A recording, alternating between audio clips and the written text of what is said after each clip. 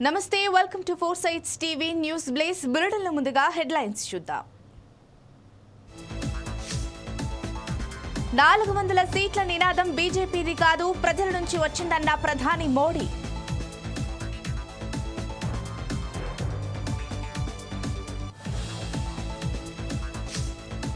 ఆరో విడత పోలింగ్కు ఏర్పాట్లు పూర్తి, భద్రతను మరింత పటిష్టం చేయనున్న ఈసీ.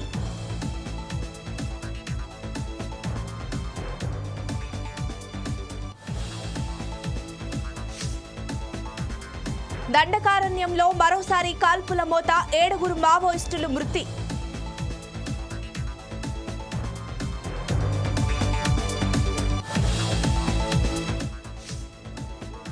తిరుమలలో కొనసాగుతున్న భక్తుల రద్దీ, సర్వదర్శనానికి 20 గంటల సమయం.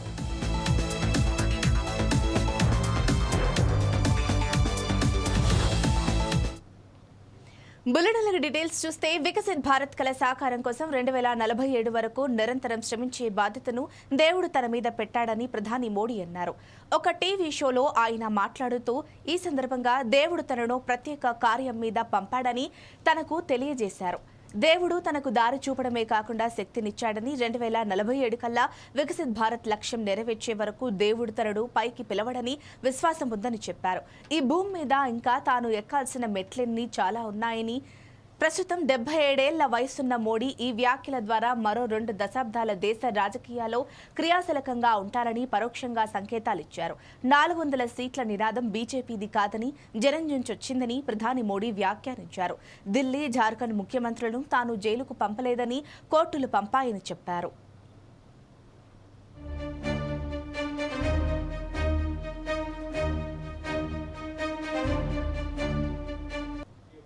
ఆరో విడత ఎన్నికల్లో భాగంగా శనివారం ఢిల్లీలోని 7 సీట్లకు పోలింగ్ జరగనుంది.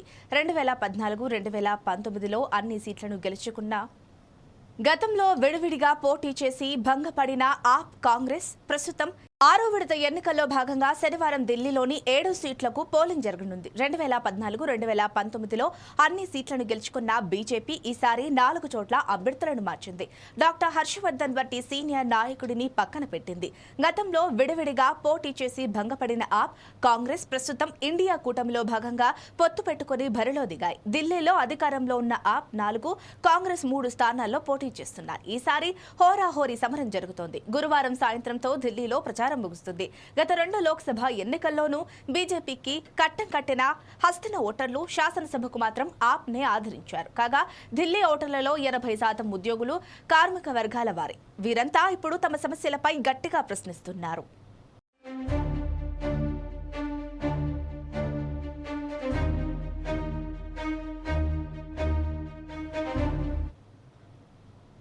దండకారణ్యం మరోసారి కాల్పుల మూతతో దద్దరిల్లింది. మావోయిస్టులు, భద్రతా దళాలకు మధ్య జరిగిన ఎదురు కాల్పుల్లో 7 మావోయిస్టులు మృతి చెందగా పలువురు గాయపడ్డారు. ఈ ఘటన ఛత్తీస్గఢ్ రాష్ట్రం బిజాపూర్, నారాయణపూర్ జిల్లాల సరిహద్దుల్లో చోటు చేసుకుంది. నారాయణపూర్ ఎస్పీ ప్రభాత్ కుమార్ వెల్లడించిన వివరాల ప్రకారం నారాయణపూర్ జిల్లా అబూజ్మడ్ పరిధిలోని ఓర్చా అడవుల్లో మావోయిస్టులు సంచరిస్తున్నట్లు పోలీసు అధికారులకు సమాచారం అందింది. దీంతో నారాయణపూర్, బిజాపూర్, దదేవాడ జిల్లాలకు చెందిన డీఆర్జీ, ఎస్టీఎఫ్, ఐటీబీజీ, బస్తర్ ఫైటర్స్ భద్రతా దళాలు కుంబింగ్ నిర్వహించాయి. ఈ క్రమంలో మావోయిస్టులు భద్రతా దళాలపైకి కాల్పులు జరిపారు.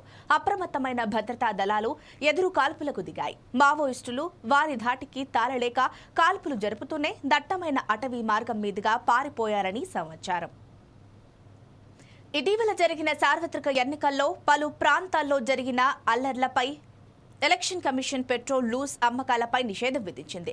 ఆ నిషేధం నర్సరీ రైతులకు పెను భారంగా మారిందంటూ కడియం మండలం ముర్రిలంకకు చెందిన సప్తగిరి నర్సరీ రైతు కుప్పాల దుర్గారావు ఆవేదన వ్యక్తం చేశారు. కడియం మండలంలో సుమారు 10,000 ఎకరాలలో నర్సరీలు విస్తరించి ఉన్నాయని, ఆ నర్సరీలకు నీళ్ల తాడులు కావాలని విద్యుత్ శాఖ వారు కేవలం 7 గంటలు మాత్రమే నర్సరీ మోటార్లకు విద్యుత్ సరఫరా చేస్తున్నారని, మిగిలిన సమయం డీజిల్ ఇంజిన్పై ఆధారపడి నీళ్ల తల్లు పెడుతున్నామని, పెట్రోల్ బంక్ బంకుల్లో లూస్ పెట్రోల్, డీజిల్ విక్రయాలు చేయమని చెబుతున్నారని, గత 3 రోజులుగా నర్సరీ రైతులు అనేక ఇబ్బందులకు గురవుతున్నామని తెలిపారు. లూస్ పెట్రోల్, డీజిల్ పోయిన పక్షంలో 24 గంటలు నర్సరీ మోటార్లకు విద్యుత్ సరఫరా చేయాలని, దీనిపై జిల్లా కలెక్టర్ స్పందించి నర్సరీ రైతుల ఏదో ఒక రకంగా గుర్తింపు కార్డుకు ఆ రైతు సాగుకు పట్టి 5 నుండి 10 లీటర్ల డీజిల్, 1 నుండి 2 లీటర్ల పెట్రోలు నర్సరీ రైతులకు అందించే విధంగా చర్యలు చేపట్టాలని కోరారు. ఎలక్షన్ కమిషన్ ఆదేశాల మేరకి పెట్రోల్ బంకుల్లో డబ్బాల్లోకి కానీ సీసాల్లోకి కానీ ఆయిల్ కానీ డీజిల్ కానీ పెట్రోల్ కానీ కొట్టనని చెప్పేసి బంకులో యాజమాన్యం వాళ్ళు చెప్తున్నారండి. ఎలక్షన్ కమిషన్ వారు ఈ నెల రోజులు కూడా రైతులకి కొంచెం వెసులుబాటు కల్పించాలి. ఎందుకంటే మాకు 7 గంటల కరెంట్ ఇస్తున్నారండి, ఎండలు విపరీతంగా కాస్తున్నాయి, సరిపోవట్లేదండి. తర్వాత మిగిలిన టైంకి ఇలా ఇంజిన్లో డీజిల్ ఆయిల్ పోసుకునండి, ఆయిల్ ద్వారా కొన్ని నీళ్ళు పెట్టుకుంటున్నాం మొక్కలకి. ఈ డీజిల్ ఆయిల్ లేకపోతే మాకు ఇంజిన్లు తిరగవండి, ఇంజిన్లు తిరగకపోతే మొక్కలు ఎండిపోతాయి. కాబట్టి దయచేసి ఎలక్షన్ కమిషనర్ కానీ లేదా మా జిల్లా కలెక్టర్ గారు కానీ స్పందించండి. రైతులకు ఏదైనా గుర్తింపు కార్డు పట్టుకెళ్తే ఈ నర్సరీ రైతు లేదా వ్యవసాయం రైతు ఇంజిన్ తిప్పుకోవడానికి ఒక 10 లీటర్లు డీజిల్ ఆయిల్ వచ్చేలాగండి, వారానికి 4 లీటర్లు పెట్రోల్ పవర్ స్పేర్లు కొట్టుకోవడానికి ఇచ్చేలాగా ఏర్పాటు చేయాల్సిందిగా మన ప్రభుత్వం వారిని అలాగే మా జిల్లా కలెక్టర్ గారిని సవినయంగా కోరుకుంటున్నామండి. ఏపీలో జరిగిన సార్వత్రిక ఎన్నికల్లో రాష్ట్ర ప్రజలు కూటమి వైపే మొగ్గు చూపుతున్నారని రాజకీయ విశ్లేషకులు భావిస్తున్నారు. గత కొద్ది రోజులుగా రాష్ట్రంలో నెలకొన్న పరిస్థితులు చూస్తుంటే కూటమికి అనుకూలంగా ఉండే అవకాశమూ లేకపోలేదు. ఉత్తరాంధ్ర ప్రాంతంలో 1-2 చోట్ల తప్ప మిగిలిన నియోజకవర్గాల్లో పోలింగ్ ప్రశాంతంగానే జరిగింది. గతంలో కంటే ఇప్పుడు పోలింగ్ శాతం పెరగడంతో పాటు రాజకీయ పరిశీలకుడు ప్రశాంత్ కిషోర్ జోస్యంతో అధికార పార్టీకి కంటి మీద కురుకు లేకుండా పోయింది. మరోవైపు రఘురామకృష్ణంరాజు జగన్పై చేసిన వ్యాఖ్యలు ప్రస్తుతం హాట్ టాపిక్ గా మారాయి. ఉత్తరాంధ్ర ప్రజలు ఎవరికి పట్టం కట్టనున్నారు? విశాఖ వేదికగా ఏ పార్టీ నేత ముఖ్యమంత్రిగా ప్రమాణ స్వీకారం చేయనున్నారు? ఇక ఇదే అంశానికి సంబంధించిన మరింత సమాచారం మా ప్రతినిధి చందు అందిస్తారు. ఏపీలో ప్రస్తుతం జరుగుతున్న పరిణామాలన్నీ చూసుకుంటే కూటమి పార్టీ అధికారంలోకి వచ్చే పరిస్థితి అయితే ముఖ్యంగా కనిపిస్తూ ఉంది. 2 రోజుల క్రితం జరిగినటువంటి సంఘటనకు సంబంధించి కానీ లేదా ఏపీలో జరిగినటువంటి పోలింగ్ శాతం కానీ లేదా ఏపీలో జరిగినటువంటి పోలింగ్ సరళి సంబంధించి అన్నీ చూసుకుంటే కులంకోసంగా కూటమి అభ్యర్థులే అత్యధికంగా మెజార్టీతో వచ్చే పరిస్థితి అయితే కనిపిస్తున్నాయి. ముఖ్యంగా ఉత్తరాంధ్ర జిల్లాకు సంబంధించి కానీ అలాగే ఇటు తూర్పుగోదావరి జిల్లాకు సంబంధించి కానీ లేదా శ్రీకాకుళం జిల్లాకు సంబంధించి ఉన్నటువంటి ఏవైతే ప్రాంతాలు ఉన్నాయో ఉమ్మడి విశాఖ జిల్లాకు సంబంధించినటువంటి గత జిల్లాలు కానీ లేదా ప్రస్తుతం వేరువేరుగా ఉన్నటువంటి అనకాపల్లి జిల్లా కానీ లేదా ఇటు విశాఖ కానీ లేదా ఏదైతే పార్వతీపురం ఉందో మన్యం జిల్లాకు సంబంధించినటువంటి పార్వతీపురం కానీ అరకు, పాడేరు, చింతపల్లి ఈ ప్రాంతంలో జరిగినటువంటి ఓటింగ్ ప్రక్రియ కానీ అక్కడ జరిగినటువంటి సరళి ఆ పద్ధతి ఆ తీరు కానీ చూసుకుంటే కూటమి పార్టీలకే అత్యధికంగా ఓట్లు వచ్చే అవకాశాలు అయితే కనిపిస్తూ ఉన్నాయి. గత 2 రోజులుగా కూడా దేనిపైన చాలా పెద్ద ఎత్తున కూడా చర్చ అయితే కొనసాగుతూ ఉంది. అయితే గతంలో చూసుకుంటే వైనాట్ 175 అంటూ రాష్ట్ర ముఖ్యమంత్రి వైఎస్ జగన్మోహన్ రెడ్డి చెప్పినప్పటికీ కూడా అంచనా కూడా పూర్తిగా తారుమారు అయ్యే పరిస్థితి కనిపించిందంటూ ఏదైతే ప్రశాంత్ కిషోర్ ఉన్నారో ఎన్నికలకు సంబంధించినట్టు ప్రశాంత్ కిషోర్ కూడా కొన్ని రకాల వ్యాఖ్యలు అయితే చేయడం జరిగింది. అయితే గత 2 రోజులుగా కూడా విశాఖలో మాజీ ఎంపీ రఘురామకృష్ణరాజు అయితే పర్యటించడం జరుగుతుంది. కూటమి అభ్యర్థులు ఉన్నటువంటి ఆయా ప్రాంతాలకు వెళ్ళటం, ఆయా నియోజకవర్గాల్లో పర్యటించడం, వారితో సంప్రదించడం, ముచ్చటించడం, అలాగే అక్కడ ఆత్మీయ సమావేశాలు నిర్వహించి ప్రెస్ మీట్లు కూడా ఏర్పాటు చేస్తున్నారు. నిన్న జరిగినటువంటి విశాఖ ఉత్తర నియోజకవర్గానికి సంబంధించినటువంటి కూటమి పార్టీ అభ్యర్థి బీజేపీ ఎమ్మెల్యే అభ్యర్థి విష్ణుకుమార్ రాజుకు సంబంధించినటువంటి ఆత్మీయ సమావేశంలో పాల్గొన్నటువంటి రఘురామకృష్ణరాజు కొన్ని కీలకమైన వ్యాఖ్యలు అయితే చేయడం జరిగింది. జూన్ 9వ తేదీన తప్పకుండా విశాఖ నుంచి జగన్మోహన్ రెడ్డి అయితే ముఖ్యమంత్రిగా ప్రమాణ స్వీకారం చేస్తారు అని అనుకుంటున్నారు, కానీ అది పిచ్చాసూత్రం నుంచి చేస్తారంటూ కూడా కొన్ని కీలక వ్యాఖ్యలు అయితే చేయడం జరిగింది. జగన్మోహన్ రెడ్డి సంబంధించి కానీ ఇటు వైఎస్ఆర్ కాంగ్రెస్ పార్టీ సంబంధించినటువంటి అభ్యర్థులంతటిపైన కూడా మొట్టమొదటి నుంచి కూడా రఘురామకృష్ణరాజు అయితే కీలకమైన వ్యాఖ్యలు అయితే చేస్తున్నారు. అయితే ఈరోజు పరిస్థితి చూసుకుంటే భీమిలి నియోజకవర్గానికి సంబంధించినటువంటి అభ్యర్థి గంటా శ్రీనివాస్ వద్దకు కూడా వెళ్ళి ఆయన వద్ద కూడా ఈరోజు కొన్ని చర్చలు అయితే రఘురామకృష్ణరాజు అయితే పాల్గొనడం జరిగింది. గంటా శ్రీనివాసకు సంబంధించినటువంటి ఆ సమావేశంలో కూడా కొన్ని కీలక రకమైన వ్యాఖ్యలు అయితే చేశారు. జూన్ 9వ తేదీన రాష్ట్ర ముఖ్యమంత్రిగా చంద్రబాబు నాయుడు తప్పకుండా ప్రమాణ స్వీకారం చేయబోతున్నారు, కూటమి పార్టీ తప్పకుండా అధికారంలోకి వస్తుందంటూ కూడా చెప్తున్నారు. అయితే 2 రోజుల క్రితం జరిగినటువంటి సీసీ ఫుటేజ్ లీకేజ్ ఏదైతే ఉందో దీనికి సంబంధించి పిన్నెల్లి రామకృష్ణకు సంబంధించినటువంటి సీసీ ఫుటేజ్ వ్యవహారం కానీ లేదా ఓటింగ్ జరిగినటువంటి ప్రక్రియ కానీ ఓటింగ్ శాతానికి సంబంధించి కానీ చూసుకుంటే అత్యధికంగా వైఎస్ఆర్ కాంగ్రెస్ పార్టీకి దెబ్బతీసే పరిణామాలు ఎదుర్కొనే పరిస్థితి అయితే ఎక్కువగా కనిపిస్తూ ఉంది. ముఖ్యంగా వైఎస్ఆర్ కాంగ్రెస్ పార్టీకి సంబంధించినటువంటి ఏదైతే నవరత్నాలు ఉన్నాయో నవరత్నాల పథకాలకు సంబంధించి మొట్టమొదటి పథకాలన్నీ కూడా ఏదైతే పేదవారికి సొంతింటి కళ నెరవేరలేని పరిస్థితి చెప్పుకోవచ్చు.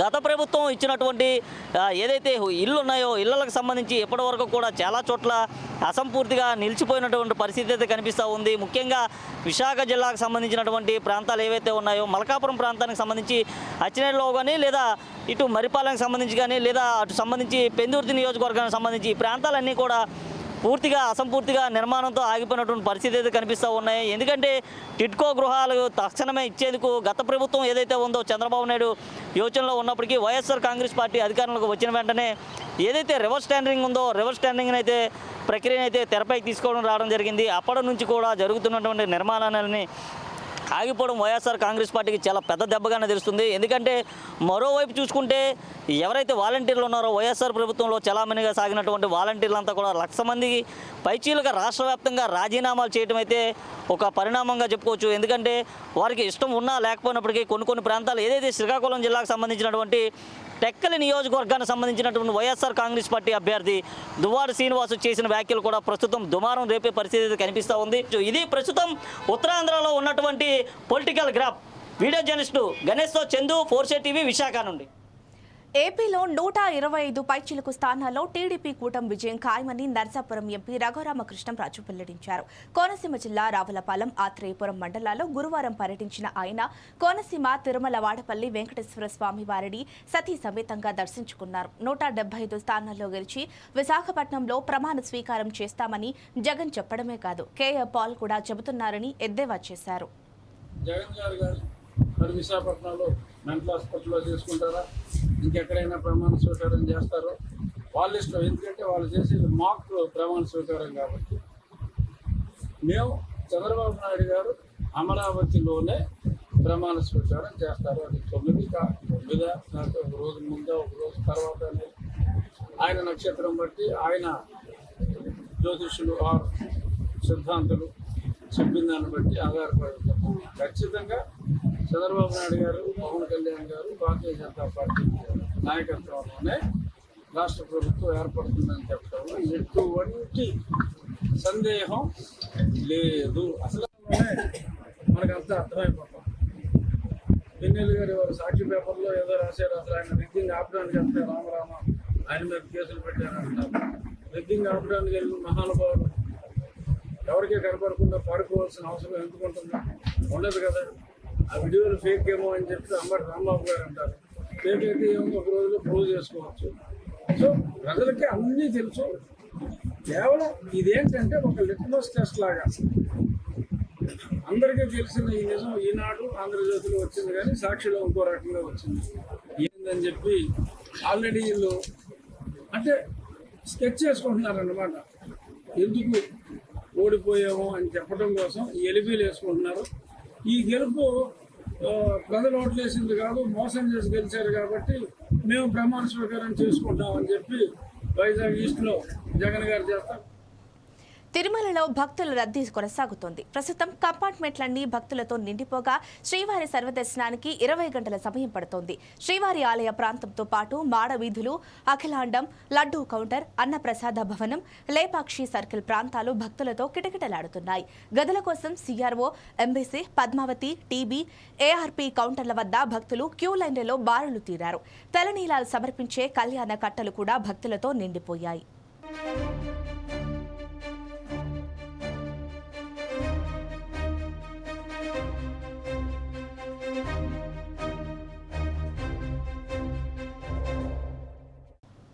బంగాళాఖాతంలో ఏర్పడిన అల్పపీడనం ప్రభావంతో రాగల 2 రోజులు గ్రేటర్లోని పలుచోట్ల ఉరుములు, మెరుపులు, ఈదురు గాలులతో కూడిన తేలికపాటి నుంచి మోస్తరు వర్షాలు కురిసే అవకాశం ఉన్నట్లు హైదరాబాద్ వాతావరణ కేంద్రం అధికారులు వెల్లడించారు. ఈ నేపథ్యంలో గ్రేటర్కు ఎల్లో అలర్ట్ హెచ్చరికలు జారీ చేశారు. కాగా గురువారం ఉదయం నుంచి రాత్రి వరకు నగరంలో గరిష్ట ఉష్ణోగ్రతలు 36.4 డిగ్రీలు, కనిష్ట ఉష్ణోగ్రతలు 23.1 డిగ్రీలు, గాలిలో తేమ 58% నమోదైనట్లు అధికారులు వెల్లడించారు.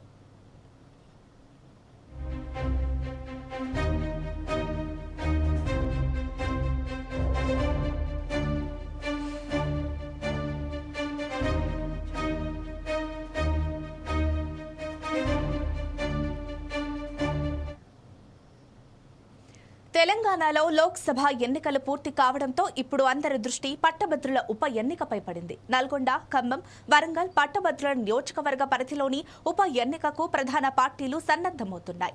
గతంలో ఈ స్థానంలో ఎన్నికైన పల్లా రాజేశ్వరరెడ్డి జనగాం ఎమ్మెల్యేగా ఎన్నిక కావడంతో ఈ ఉప ఎన్నిక అనివార్యంగా మారింది. రాష్ట్రంలో ప్రజలు ప్రభుత్వాన్ని మార్చడం, మరోవైపు ఓటింగ్ ప్రక్రియ ముగిసిన ఎంపీ ఎన్నికల్లో సాధారణ ఓటర్ల తీర్పు ఏ విధంగా ఉన్నదో తెలవకముందే ఈ ఎన్నిక రావడంతో మరీ ముఖ్యంగా ఇది పట్టభద్రుల ఓట్లకు సంబంధించినది కావడంతో రాజకీయ పార్టీలకు ప్రజల మనసుల్లో ఏముందో తెలుసుకోవాలనే ఆతృతతో పాటు ఏదో తెలియని అబద్ధత ప్రధాన పార్టీలో కనబడుతోంది. ఈ ఎన్నికను అధికార కాంగ్రెస్ పార్టీ ప్రతిష్టాత్మకంగా తీసుకోగా ప్రతిపక్ష బీఆర్ఎస్ తమ సీటును కాపాడుకునే పనిలో తలమునకలయ్యింది. 3 ఉమ్మడి జిల్లాల గ్రాడ్యుయేట్ ఓటర్ల తీర్పుపై 4 సైట్స్ టీవీ ప్రత్యేక కథనం.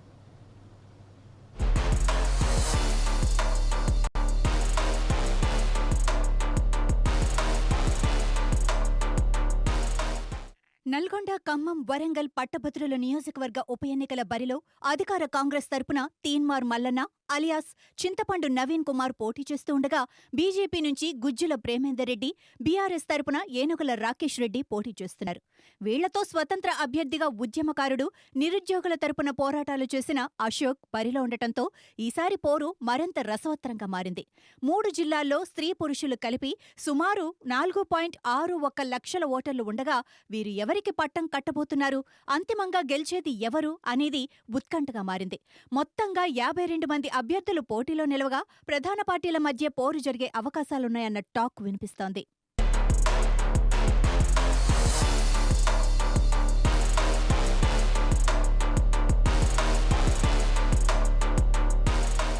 రాష్ట్రంలో అధికారం కోల్పోవడంతో ఈసారి గెలిచి పరువు నిలబెట్టుకోవాలని బీఆర్ఎస్ పార్టీ యోచిస్తోంది. సిట్టింగ్ స్థానం కావటంతో మరోసారి గెలిపే ధీమాగా పావులు కదుపుతోంది. మరోవైపు యువత, నిరుద్యోగులు తమ వైపే ఉన్నారని, మోడీ చరిష్మా తమకు ఉపయోగపడుతుందని బీజేపీ ప్రయత్నాలను ముమ్మరం చేసింది. విద్యార్థులు, నిరుద్యోగుల సమస్యలపై పోరాడుతున్న ఉద్యమకారుడు అశోక్ అకాడమీ చైర్మన్ అశోక్ సైతం బరిలో ఉండటంతో పోటీ రసవత్తరంగా మారనుందని రాజకీయ విశ్లేషకులు భావిస్తున్నారు. గత బీఆర్ఎస్ ప్రభుత్వ వైఫల్యాలతో పాటు నూతనంగా రాష్ట్రంలో కొలువుతీరిన కాంగ్రెస్ ప్రభుత్వంలో జీవో 46, టెట్, మెగా డిఎస్సి, గురుకులాలలో అన్ని పోస్టుల భర్తీ నోటిఫికేషన్ల విషయంలో నిరాహార దీక్ష చేసిన అశోక్ యువతకు మరింత చేరువయ్యాడు. ఈ క్రమంలోనే తన శిష్యులు, మిత్రుల ద్వారా అశోక్ సైతం క్యాంపెయినింగ్ ప్రారంభించి ఓటర్ల వద్దకు వెళ్తున్నారు. పూర్తిగా ఈసారి పట్టభద్రుల ఎన్నిక రసవత్తరంగా మారిందని, ఓటర్ల తీర్పు నిర్ణయించడం కాస్త కష్టంగా మారిందని భావిస్తున్నారు.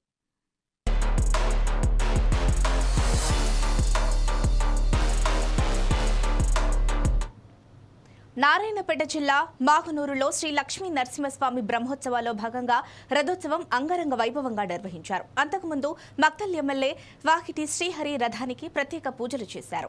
భక్తులకు ఎలాంటి ఇబ్బందులు కలగకుండా అన్ని ఏర్పాట్లు చేసినట్టు నిర్వాహకులు తెలిపారు. మాగునూరు ఎస్ఐ ఆధ్వర్యంలో పోలీసు బందోబస్తు నిర్వహించారు.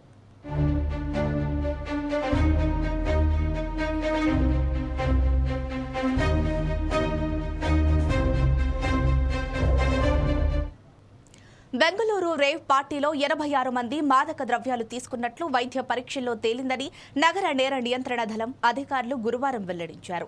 73 మంది పురుషుల్లో 59 మందికి, 39 మహిళల్లో 27 మందికి వైద్య పరీక్షల్లో డ్రగ్ పాజిటివ్ వచ్చిందని పేర్కొన్నారు. వీరిలో తెలుగు సినీ నటి హేమ, యువ నటి ఆశురాయ్, ఇతరులు కూడా ఉన్నారని స్పష్టం చేశారు. విచారణకు హాజరు కావాలని, వారందరికీ తనిఖీలు పంపిస్తామని అధికారులు వెల్లడించారు. పార్టీ జరిగిన ఫామ్ హౌస్ నుంచి 15.45 గ్రాముల ఎండీఎంఏ బిల్లలు, 6.2 గ్రాముల కొకైన్, 6 గ్రాముల హైడ్రో గంజాయితో పాటు సెల్ ఫోన్లు, కార్లు సీజ్ చేసినట్లు తెలిపారు.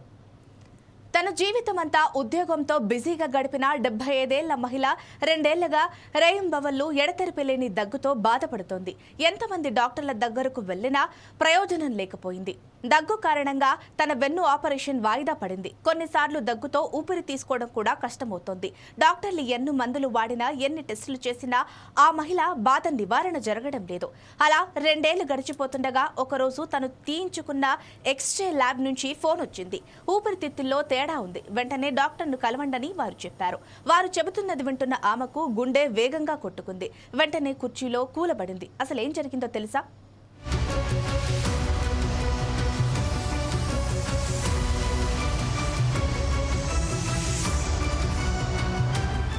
న్యూయార్క్ సిటీని కోవిడ్-19 పాండమిక్ చుట్టుముట్టడంతో ఆమె మన్హట్టన్ నుంచి ఒక మారుమూల గ్రామానికి వచ్చింది.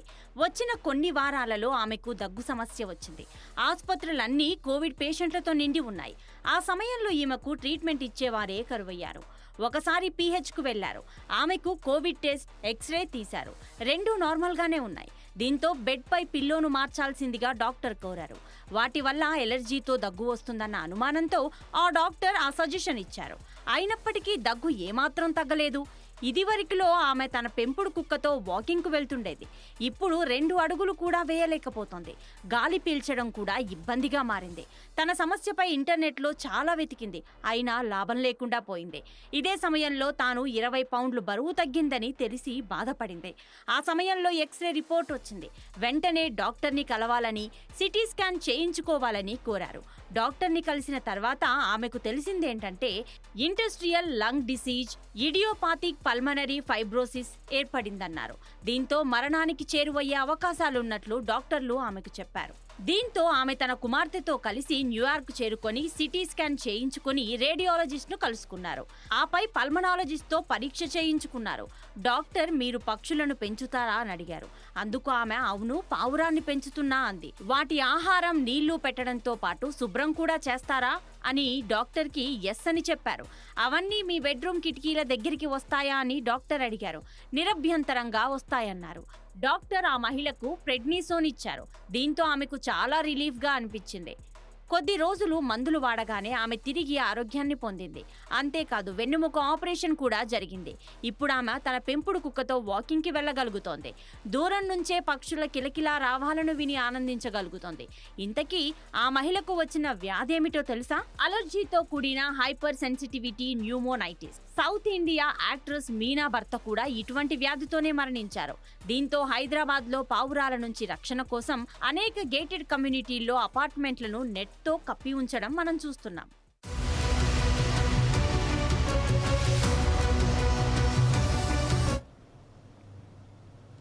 ఇరాన్ దివంగత అధ్యక్షుడు ఇబ్రహీం రైసీ మరణానికి దారితీసిన హెలికాప్టర్ ప్రమాదంలో ఆ దేశ సాయుధ దళాల జనరల్ స్టాఫ్ తొలి నివేదికను విడుదల చేసింది. ఘటన తర్వాత వివిధ విభాగాలకు చెందిన నిపుణులతో కూడిన దర్యాప్తు బృందం సోమవారం ఉదయం ప్రమాద స్థలానికి చేరుకున్నట్లు నివేదికను ఉటంకిస్తూ తస్నిం వార్తా సంస్థ తెలిపింది. నివేదిక ప్రకారం హెలికాప్టర్ ముందు నిర్ణయించిన మార్గంలోనే ప్రయాణించింది. ఎక్కడా నిర్దేశిత మార్గాన్ని దాటి వెళ్లలేదు. ప్రమాదం సంభవించడానికి దాదాపు 90 సెకండ్ల ముందు కూలిన హెలికాప్టర్ పైలట్ కాన్వాయ్లోని ఇతర 2 హెలికాప్టర్లను సంప్రదించారు. మరోవైపు శకలాల్లో బుల్లెట్లు లేదా ఇతర పేలుడికి సంబంధించిన ఎలాంటి ఆధారాలు లభించలేదు. కొండను ఢీకొట్టిన తర్వాత హెలికాప్టర్లో మంటలు చెలరేగాయి. ప్రమాదం జరిగిన ప్రాంతంలో పొగమంచు, అత్యల్ప ఉష్ణోగ్రతల కారణంగా సహాయక చర్యలు ఆలస్యమయ్యాయని పేర్కొంది.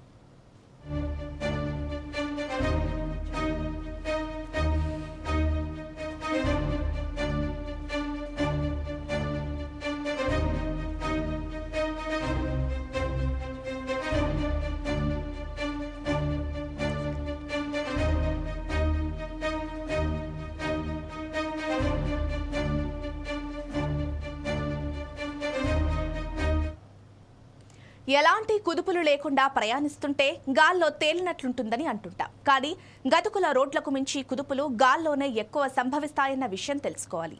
వీటి దెబ్బకు ఒక్కోసారి ప్రయాణికుల ప్రాణాలు కూడా పోతుంటాయి. తాజాగా సింగపూర్ ఎయిర్లైన్స్ విమానం ఇలానే కుదుపులకు లోనై ఓ ప్రయాణికుడు మరణించగా 30 మందికి పైగా గాయపడడం సంచలనం సృష్టిస్తోంది. బాధితుల్లో 2 భారతీయులు కూడా ఉన్నట్లు తెలుస్తోంది. దీంతో అసలు విమానాల్లో గాల్లో ఉన్న వేళ ఎందుకు ఇలా జరుగుతుందనే చర్చ మొదలయ్యింది.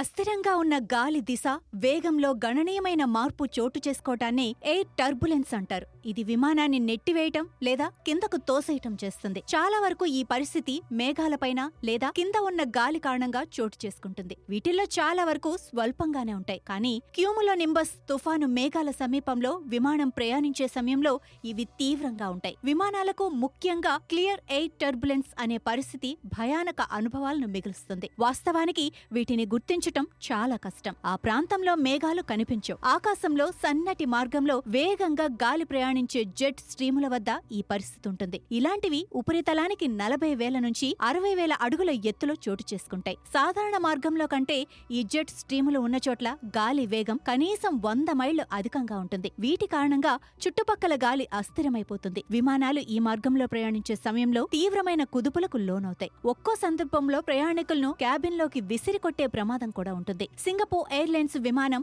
ఇటువంటి పరిస్థితిలోనే చిక్కుకుంది. 35,000 అడుగుల ఎత్తులో ఈ ఘటన జరిగినట్లు తెలుస్తోంది. ఐరోపా నుంచి ఉత్తర అమెరికా వైపు ప్రయాణించే మార్గాల్లో ఇటువంటి పరిస్థితులు తరచూ కనిపిస్తూ ఉంటాయి. వీటిని తప్పించుకొని విమానాలు ప్రయాణించటం దాదాపు అసాధ్యం. సాధారణంగా విమానాలను దారుణమైన టర్బులెన్స్లను తట్టుకునేలా నిర్మిస్తారు. అత్యంత అరుదుగా మాత్రమే అవి విమానాలను ధ్వంసం చేయగలుగుతాయి. ఈ నేపథ్యంలో పైలట్లు సాధ్యమైనంత వరకు గాలి అస్థిర ప్రవాహాల్లోకి వెళ్లకుండా చూసుకుంటారు. అవసరమైతే విమానాన్ని నెమ్మదింప చేయటం వంటివి చేస్తూ ఉంటారు. వీటిలో చిక్కుకున్న వేళ ప్రయాణికులను సీట్ బెల్ట్ పెట్టుకోవాలని అప్రమత్తం చేస్తూ ఉంటారు. వీటిని పాటించిన వారు క్యాబిన్ లో ఏదో మూలకు విసిరేసినట్లు పడిపోయే ప్రమాదం ఉంది. కాకపోతే ఇలాంటి పరిస్థితి అత్యంత అరుదుగా చోటు చేసుకుంటుంది. అమెరికాలోని విమానయాన సంస్థలు 2009-2022 మధ్యలో ఇలాంటి ఘటనలు కేవలం 163 మాత్రమే చూసినట్లు గణాంకాలు చెబుతున్నాయి. కానీ వాతావరణ మార్పుల కారణంగా గత 10 ఏళ్లలో ఈ పరిస్థితులు 55% పెరిగినట్లు తెలుస్తోంది. అమెరికాలో FAA వైమానిక రంగ వాతావరణ విభాగం టర్బులెన్స్ పరిస్థితులకు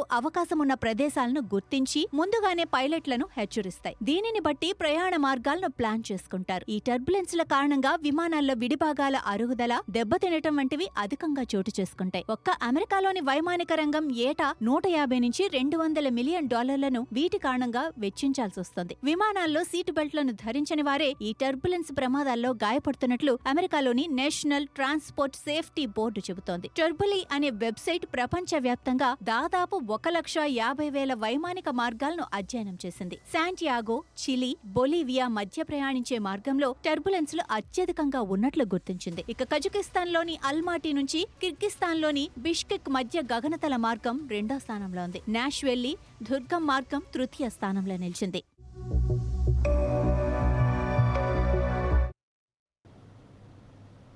ఇవి ఇప్పటి వరకున్న అప్డేట్స్. మరిన్ని అప్డేట్స్ కోసం చూస్తూనే ఉండండి